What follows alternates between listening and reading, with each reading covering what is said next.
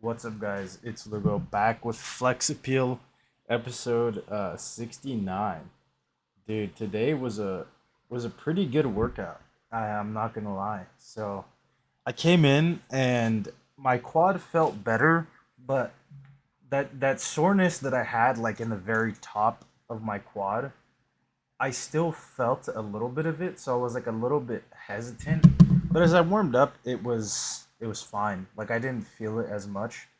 Um, Here and there, I kind of got like a little bit of a feeling, but it was nothing crazy. So I just took warm up slow. Uh, I I pretty much prematurely started my strength block on these main squats.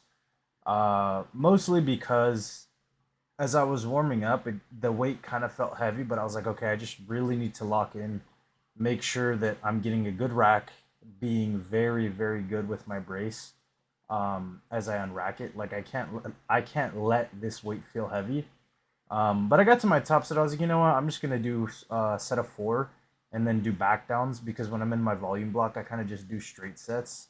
And I was like, I don't feel like I'm gonna do 264 for four sets of six, and they're gonna be good. So I was like, you know what? I'm just gonna take four, and then I'm just gonna do one set of back downs, and then I'm just gonna start my progression on these earlier than I normally would. So I just did one set of four, one top set of four, and then one back down set of four. And then I'm just gonna regularly progress it like how I would throughout the next few weeks. But I'm happy with how this moved and how it felt.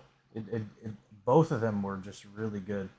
I kind of paused the last rep of both because I was like, yeah, fuck this weight, like I'm gonna assert my dominance on this weight because of I felt like I was coming into it down.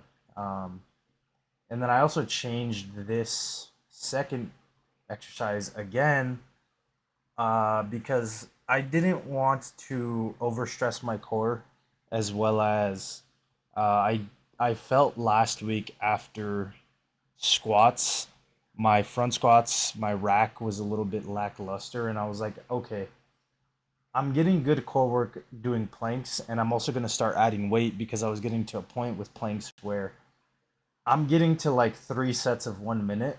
I don't not only do I not want to do that, but it's also very inconvenient for time. So I was like, I'm gonna start adding weight to my back and then doing weighted planks because I feel like I'm strong enough to do that now. So I added 10 kilos on my back for 3 sets of 30, and it was pretty easy still. So I think the most that I'll probably do on planks for time is like 40 seconds, and then restart the progression, add weight. Um, and then I was like, okay, my quads are still my weak point. I know that my quads will always be the weakest link because my back is strong, my hips are very strong, and my adductors are very strong. And I think that this kind of proved it, right? Like I did 90 on this Cybex hack. This is the hardest hack squat and the best one, either way. So, but only doing 90 for 3 sets, and it was like it felt hard.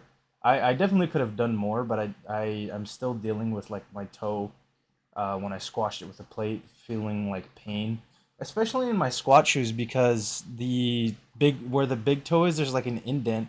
So when I'm in these squat shoes, it is putting pressure on my toe.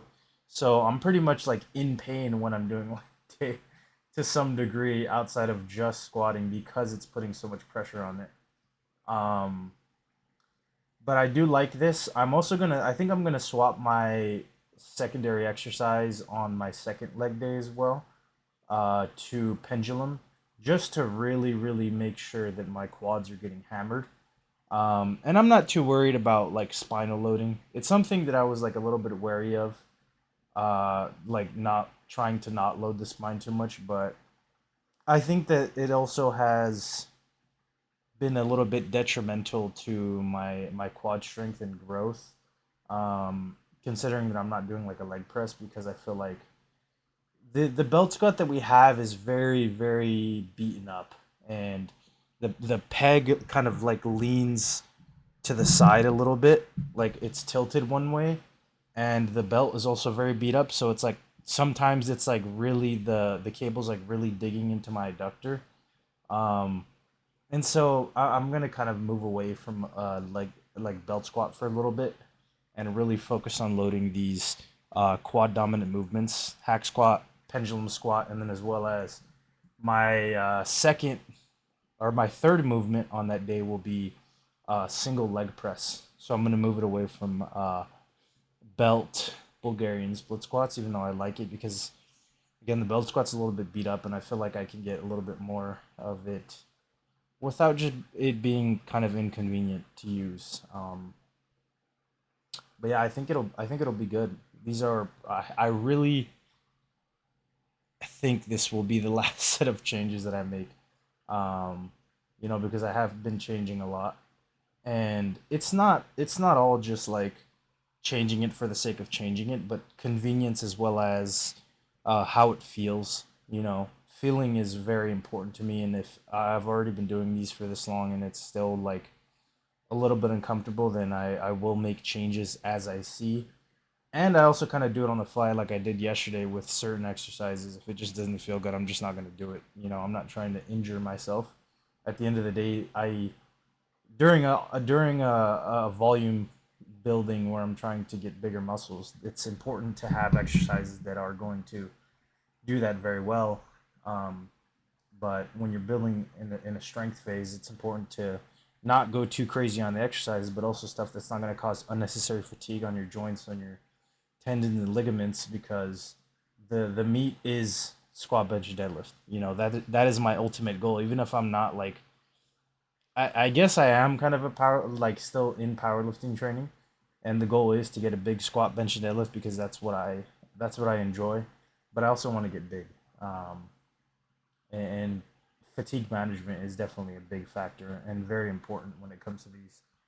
Um, but overall, a good workout. I had like a good cheat meal yesterday as well. I was kind of just chilling. I was gonna eat my meals, and then my dad came home and he brought me like this fucking huge dino rib.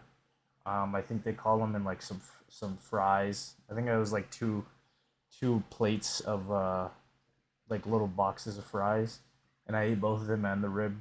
Don't know how many calories it was. I think I was like at 14, 1500, but I definitely ended up going to like 3500, 4000. I wouldn't be surprised if it was that high.